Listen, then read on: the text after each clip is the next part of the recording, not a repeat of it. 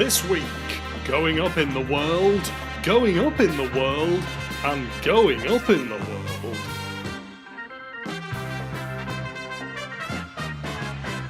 Hello and welcome to another 24/7 where, I'm afraid, sounding a bit like Paddy McGuinness, it's the last show of the series. Oh dear. We will be back at Christmas with a Christmas special, but we're going to kick off our final regular show of the series with a look at Eastenders.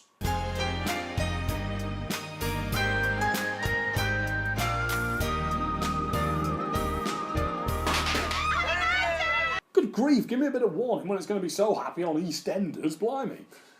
So, what did Lee get for his birthday? It's from me and Tina. I've checked every part. No sign of your bracelet. What's the betting that Ollie's hidden it somewhere? It's for your desk. A giant Newton's cradle? Oh, this is That's a last minute purchase if ever I saw one. Oh. All the city boys are wearing them. Yeah, they haven't put much effort into the wrapping, have they? Anyway, it turned into a bit of a conveyor belt of presents, clearly wanting to rush through the happiness, what with it being Eastenders. The girls from the George and Dragon are here tonight for the dart, so it should be a good turnout for your birthday drinks. Yeah, it should be a good turnout, really, because they've come to attend something else. There was actually 15,000 people there on my last birthday. I went to a football game. Still, how long is it before you leg it on your birthday? Yeah, see you later. Hang on a minute, there's still one to go. This is from Ollie. Blimey, last I saw, he had 2 hands and 2 feet. Hang on, this is a bit of an upbeat start, isn't it, for Eastenders, celebrating someone's birthday? I wonder how long it is before it takes a depressing turn. Don't forget to drop that deposit round at Jack's. I just spoke to the school. That boy Eddie, he died last night. Ta-da! Death, 1 minute in.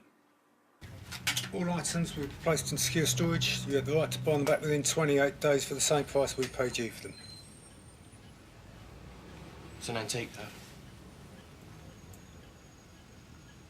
I'll give you 15 quid for it. It's like Dickinson's Real Deal.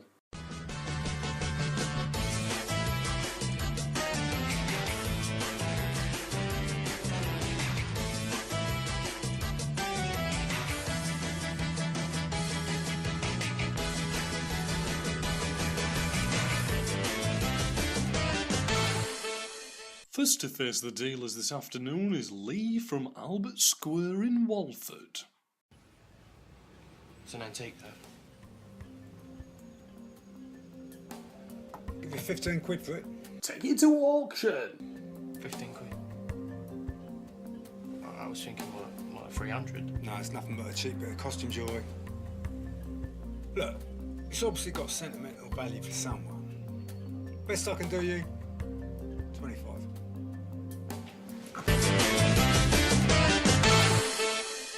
Sorry, I think I ought to advise him of that, really. Hi, yeah, take it to auction. Take it to auction, yeah. Yeah. Take it to auction.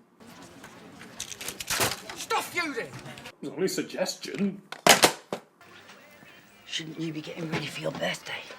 And now it's time to present this week's Most Eastenders-like Statement Award. And the winner is... I don't like birthdays either. Just a reminder that you're 1 year closer to death. Yeah, keep it light, eh? There were slipping in a few gags, but they were quite hard to spot, and you often had to piece the bits together yourself. But that girl, she didn't have 2 beans to rub together. But she was the happiest person I've ever known. All you had to do was give her a cassette player and a block of cheese. She thought she was in heaven. Cassette player and a block of cheese. Cassette player and a block of cheese. Cheesy music! Cheesy music! What a joke, Eastenders, what a gag. You know what I see every day when I look out the window? Albert Square?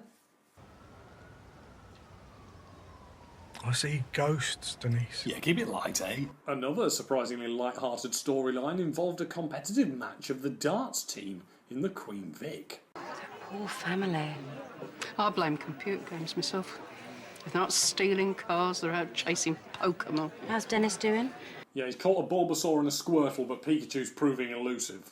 I wouldn't write us off just yet. That's a tenner each in my jar, please. Shall do the honours.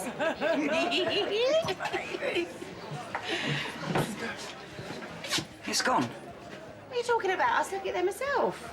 Someone's only gonna nicked it. I don't believe this. Who'd take money from a charity? Someone on EastEnders? Should we call the police? Oh, there's no point. They'll be long gone. I can't believe someone would do something like that. I wouldn't put anything past this place anymore. Before his big exit at the end of the episode, Masood went to have a heart-to-heart with Jane. Actually, can you do one thing for me? Anything.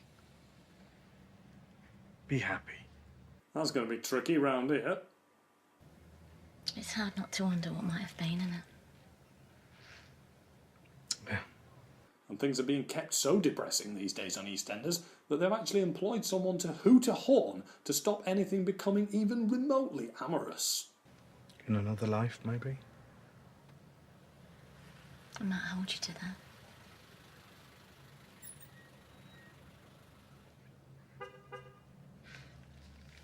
It can be an awfully lonely place on EastEnders, and as one actor left for good, one of the other actresses was letting out a bit of a cry for help. I got myself into this situation. I suppose I've just got to try and find my way out of it. Aren't you scared? I'm terrified. And it was a bit of an unusual ending.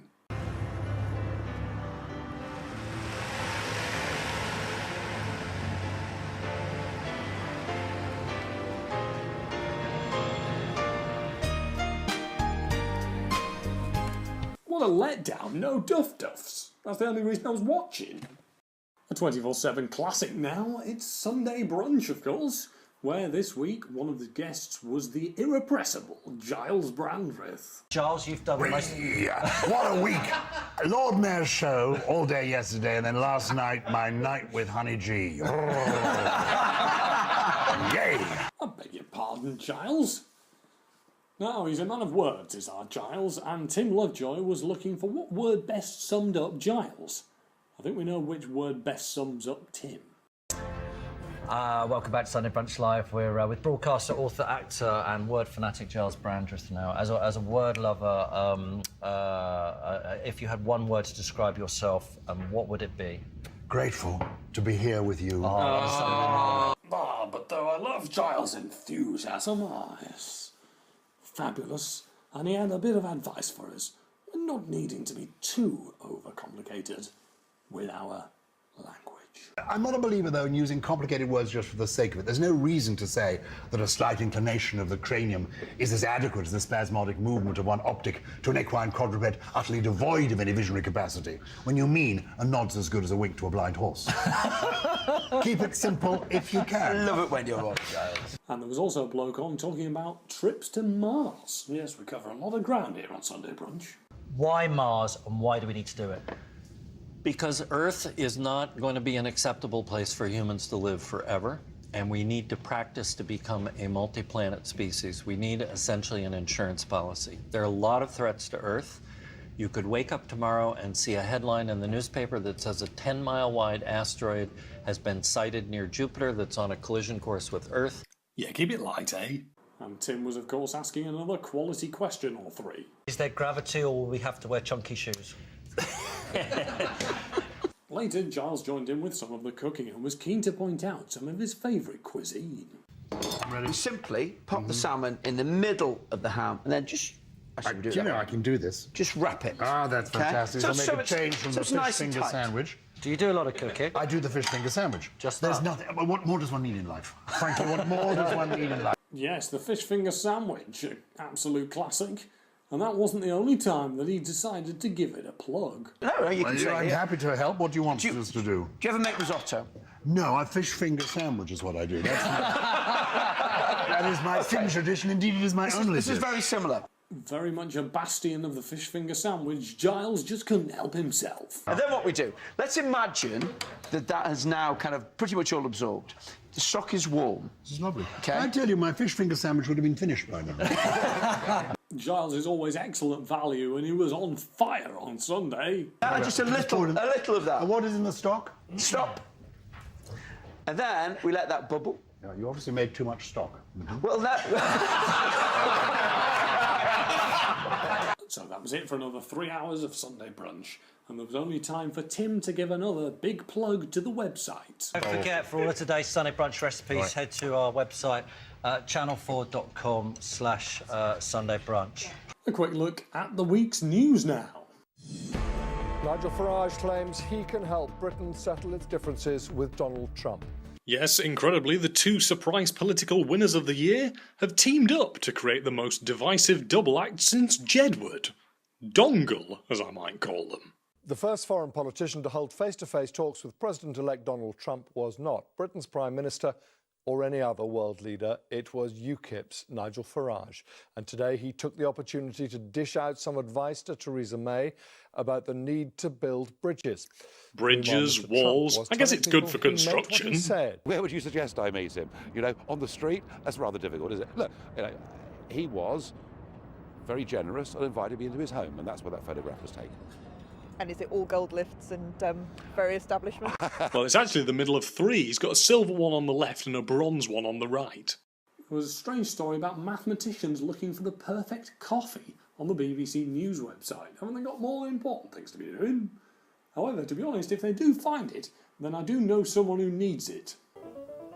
Look, John, all over your face, look. I think we need more automation here with this. Oh, no. Oh, no. Donald Trump made an interesting start to his time as president-elect by settling some lawsuits from the past. So that's a good start then. And how could we not acknowledge the entertainment story of the week, Ed Ball's superb effort, dancing to Gangnam Style on Strictly. That, without fail, will go down in Strictly history. Yes, it's not to everyone's tastes. 10 celebrities are back in the jungle for a brand new series of I'm a Celebrity. Get me out of here!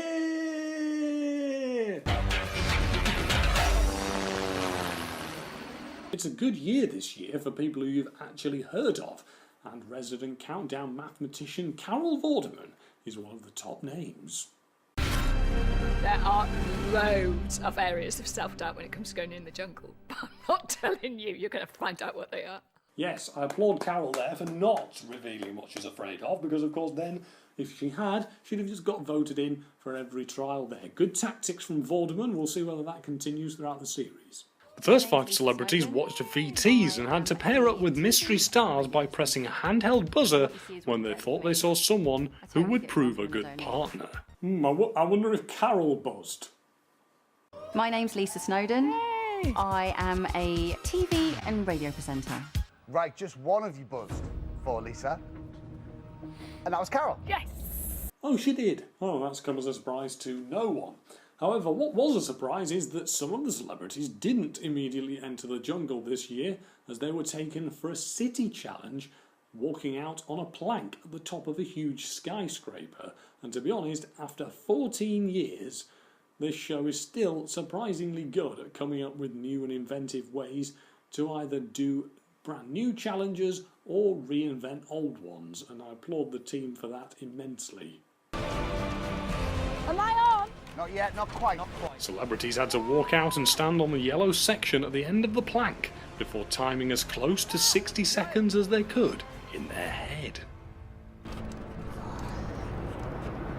6, 7. And of course, if there's somebody who should be good at working out a set amount of time, it's Carol Vorderman. All it needed was...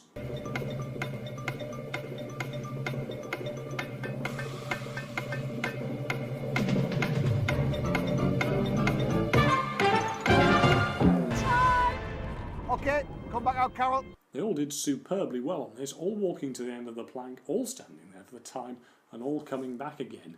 So, the 3 winners would be determined on time alone. Okay, we have results. The celebrity closest to 60 seconds, who called time at 61 seconds, well done, was Carol. Well done, Carol. You have saved your jungle partner, Lisa, from the first Bush Tucker trial. Hooray, it was Carol who was the best. Good to see that her timekeeping skills have not diminished since she left Countdown in 2008. Look, so you paddle, and you paddle. Yeah, you paddle and then you paddle, basically. Great advice there. Now, if you were unfortunate enough to miss this opening episode of the new series of I'm a Celebrity, here's comedian Joel Dommett to sum it up for you. We were both like, and you were like, oh, and I went, oh, and you went, and I went, and you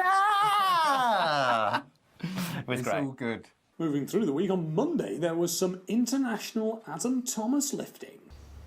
Joe actually wants to lift people. That'd be so fun. You what? Joe wants to start squatting with someone on his back. Squatting with someone on your back. See, that's the sort of thing I used to do when I was your age. So fun. I'd be up for giving it a go. Yeah. Let's do it. Work our way up in people.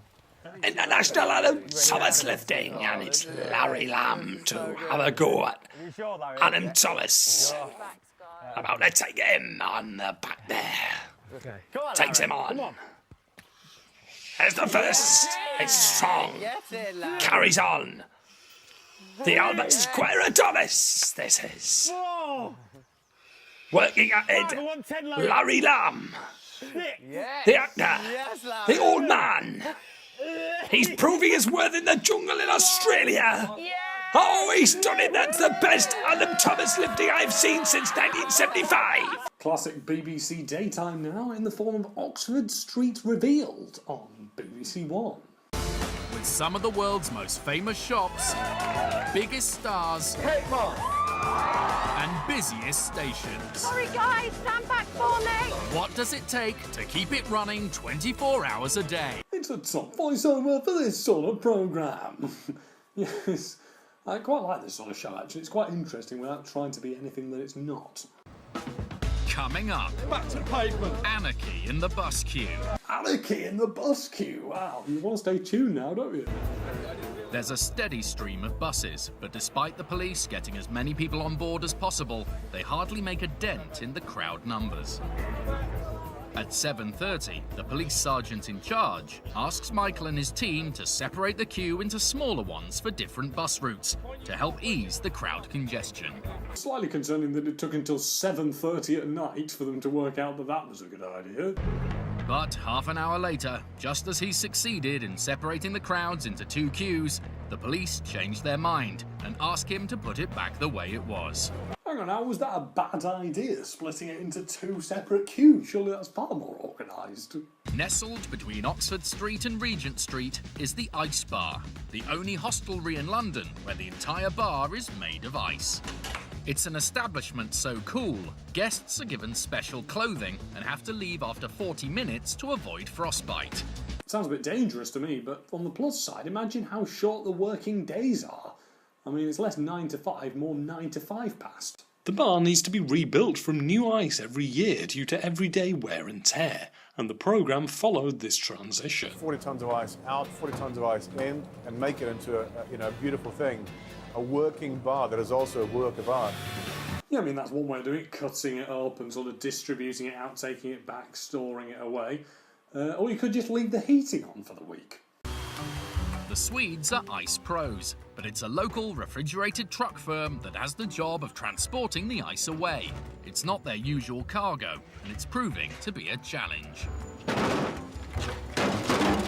Yeah, that local delivery firm actually posted some ice to me, but oh dear, it's not gone well, has it? The leaking has continued, and at the moment it's eating away at the ice. Yes, in dramatic circumstances, there was a problem late in the day when it came to reconstructing the bar. Drips is a little bit warm as well. If it continues, then it will kind of dig a hole in the ice. Yeah, this is bad. They will be able to patch up the repair, but the only problem is we need to be convinced this is repaired for good. Well, how are they going to fix that? It's days, it's hours until they reopen. Eventually, the plumber discovers what the source of the problem is. Nothing in this control board should be off. A flick of the switch, and the pipe heating comes back to life. The coolant system unblocks, and the leak stops. Yeah, just turn it back on. Yeah, just turn it back on. It's quite a simple fix once we discovered what the problem was. Up next, they were taking a look at the new home exhibitions going into the John Lewis flagship store on Oxford Street. Overseeing the rest of the project is Head of Design Diane Staplehurst. It's all about the attention to detail. It just shows that you care about it, I think. And I do like things quite sort of... What was wrong with that? Orderly and straight. What was wrong with that? OCD, Matt. I haven't, have I? It was all going quite smoothly until they hit one major snag at the press launch. But with only 10 minutes until the world's press arrive, the team hit a major sticking point. Oh, why's that happen? A power shortage means the coffee machine can't heat up. A 10 a.m. press launch for homeware journalists without coffee is unthinkable. Oh no, amazing! The coffee machine's broken down. Although, don't get me wrong, I don't think these experts are going to be too fussed and change their opinions of the exhibition of homeware just because they didn't get a free coffee, but frankly, if they've got that attitude, I don't think I'd want them reviewing my stock. I think I'll probably sooner be in my workshop. I'm not very used to these sorts of things, but I reckon a bit of coffee, I'll be fine. Which is lucky, because a huge team effort on the coffee machine means the lattes are finally flowing. Hooray! They have got it working. I love the poetry of that as well. The lattes are finally flowing. I love the sort of narration of these daytime shows, making even the most mundane items sound exciting. Isabel Mackenzie-Price, editorial director of Ideal Home magazine, is in the store. Her magazine is a key publication for the store's target market, and they're desperate for their new department to get a good review. On the whole, though, the press launch went very well, and the experts and critics were very pleased with what was on offer. And John Lewis can cut the red ribbon to successfully open their new homeware No department. one's got a coffee anyway!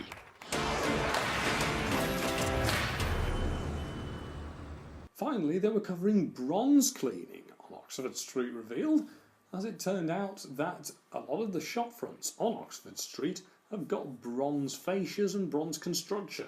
As such, when there's any staining or any problems with the bronze, they have to be cleaned or also on a regular basis. Someone's urinated in the corner there. Bronze will tarnish and turn green without regular maintenance, and urine greatly accelerates the effect. I think most things would turn green if they did that to it.